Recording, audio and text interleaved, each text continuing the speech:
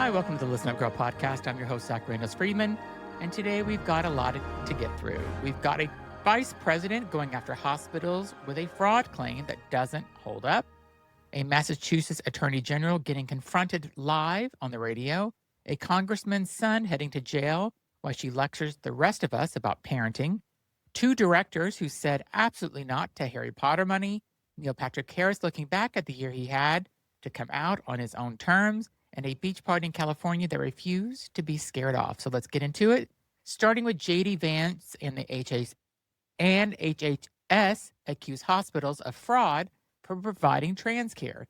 So we start with a new front in the war on gender-affirming care. The Department of Health and Human Services just released a report called Wolves in White Coats, claiming hospitals are mislabeling gender-affirming care to defraud insurance companies. Vice President J.D. Vance, acting as chairman of the White House Task Force to eliminate fraud, sent letters to the Attorney General and the HHS Inspector General ordering investigations into more than 200 hospitals and clinics. Here's the actual substance of the claim. Some providers have billed care under the code of endocrine disorder unspecified, includes a gender-specific code. HHS says that adds up to about $50 million in insurance payments. But stretched out over a decade across every state, that's about $100,000 a year per state. Not exactly a criminal empire. The Human Rights Campaign's president called it out directly, saying you cannot handpick a panel of anti-trans activists, feed them research from an anti-trans advocacy groups, slap an HHS letterhead on it, and call that an independent science. Regret rates for gender-affirming care sit at around 1% to 2%, and every major medical association in the country recognizes it as a legitimate treatment. This isn't about fraud. It's about finding a legal angle after the courts kept calling the DOJ's earlier subpoena campaign exactly what it was, a fishing expedition designed to harass and intimidate trans kids and their families. Our next story is Trans Advocates Confronts Massachusetts AG live on the radio. So story 2 takes place right here in Boston, where I'm at, where the fight over strategy got personal. At a live forum broadcast on Boston Public Radio, a member of the group Protect Trans Youth confronted a Massachusetts Attorney General, Andrea Campbell, over her refusal to sue hospitals and clinics that have stopped offering gender care under federal pressure. These hospitals are not being shown that breaking the law is going to have any consequences, the activist said. Clinics are dropping like flies. One protester held up a sign that read, AG Campbell betrayed us. Campbell pushed back hard, saying prosecuting hospitals like Children's Hospital and Fenway organizations, she says, are already doing their best to under a federal regime targeting them daily. Plays directly into the administration's hands. I think the federal administration wants us to be doing this, she said, our coalition dividing. This all happened the same day. New federal laws and rules barring Medicare coverages for trans youth care were finalized. Governor Maura Healey's office says the state will lean on its Affirming Care Health Care Trust Fund to cover the gap. It currently holds $8.5 million. It's a real and painful disagreement inside our own coalition about the best way to fight back, and it's not going to go away quietly. Now we go to Lauren Boebert's son heads to jail, and she's still worried about gay dads. So story 3, let's buckle up while you hear this one. Tyler Boebert, son of Congresswoman Lauren Boebert, just reached a plea deal on the child neglect charges after he let his 2-year-old wander the neighborhood in nothing but a diaper for the second time. Prosecutors are recommending 30 days in jail plus a mandatory parenting program.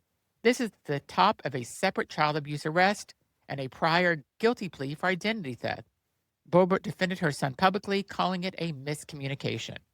Here's the part that matters for us. Nobody, least of all his own mother, is questioning whether Tyler gets to keep being called a dad.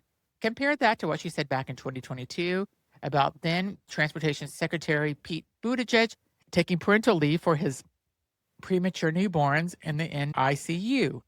She mocked him for trying to chest feed. That insult is still circulating online today, years later, alongside doctored images. It's part of a much bigger pattern, the same greater than campaign funded by Hobby Lobby money that argues straight parents are inherently better than queer ones. Meanwhile, an actual dad gets a plea deal and a defense team from his mom. The double standard is writing itself. Next, 2 directors say absolutely not to Harry Potter money. Now for some good news, and it's a big one. Director Ali Panqui and Kate Herron both turned down opportunities to direct episodes of HBO's upcoming Harry Potter series, specifically because of JK Rowling's transphobia. When Allie's agent asked if the answer was a hard no, she replied, absolutely fucking not, adding, it's simply this easy to say no to funding transphobia. Heron, who directed Lookie and The Last of Us, said she's been asked twice and her answer is never going to change. This matters because Rowling isn't just attached to the franchise, she's an executive producer, and she's been using her fortune to personally bankroll anti-trans battles in the UK through a fund that's been quietly operating since 2024. That fund helped bankroll the legal challenge behind last year's UK Supreme Court ruling excluding trans women from sex-based discrimination protections. The Harry Potter franchise is worth an estimated $25 billion. Every dollar that Allie and Heron turned down is a dollar of principle. Sometimes the biggest headline is just 2 women saying no. So good for them. Next, Neil Patrick Harris looks back on the year he had to come out. So story 5 is a little more reflective. Neil Patrick Harris opened up in an interview about coming out publicly back in 2006 at 33 years old. And he said it wasn't entirely his choice. Gossip bloggers were closing in, guessing which closeted actor they'd be out next, and Harris was terrified he'd be the target. How his now husband, David Burkta, used to walk behind photographers at events just so the 2 of them wouldn't be photographed together. When the publicist accidentally implied he wasn't gay to a reporter, Harris decided to get ahead of himself with a statement to People magazine. I think at this point I was a little scared about what would come from it, he said, but what actually happened, mostly indifference, and he credits the people who came out before him for absorbing the hardest part of that fight he didn't have to. It's just a reminder that someone as beloved and successful as Harris didn't have to come out entirely on his own terms. He got outrun by the timeline. And it's worth sitting with how much has changed and how much hasn't in the 20 years since. So happy coming out parties anniversary, Neil Patrick Harris. Next, haters threatened to gay beach party, and the community showed up anyway. The Big Gay Flotilla, an informal annual beach meetup in Long Beach, California, went forward last week, and despite a wave of death threats and homophobic online attacks and the day before. One man who's posted a threat, including a graphic reference to a firearm, was arrested and is being held on $50,000 bail. Attendance was down from last year. Organizer Sal Flores said about 200 people showed up compared to 300 plus the year before, but the ones who came with purpose. There was a particular guy that came from Laguna, Flores said. He's like, I saw the news and I had to come and support it. Community members reached out asking what they could do to help, and some saying if you cancel, we're still going to show up.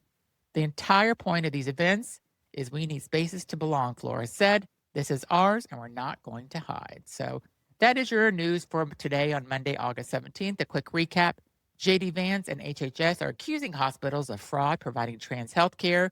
The real numbers don't add up. A Massachusetts trans activist confronted the state's attorney general live on radio over her strategy against the federal government. Lauren Boebert's son is headed to jail, and she's still more worried about gay dads and her own family. 2 directors said absolutely not to Harry Potter money over JK Rowling's transphobia. Neil Patrick Harris opened up about the year of gossip bloggers nearly forced him out of the closet. And a gay beach party in Long Beach refused to be scared off by death threats. I am your host, Zach Randles-Friedman, and thanks for listening to the Listen Up Girl podcast. If today's episode meant something to you or moved you, share it with someone who needs to hear it. Subscribe wherever you get your podcast. Leave a review if you're feeling generous, because it only takes a few minutes. And come back tomorrow, because the news doesn't stop and neither do we. Have a great week, and I'll see you tomorrow. Thank you.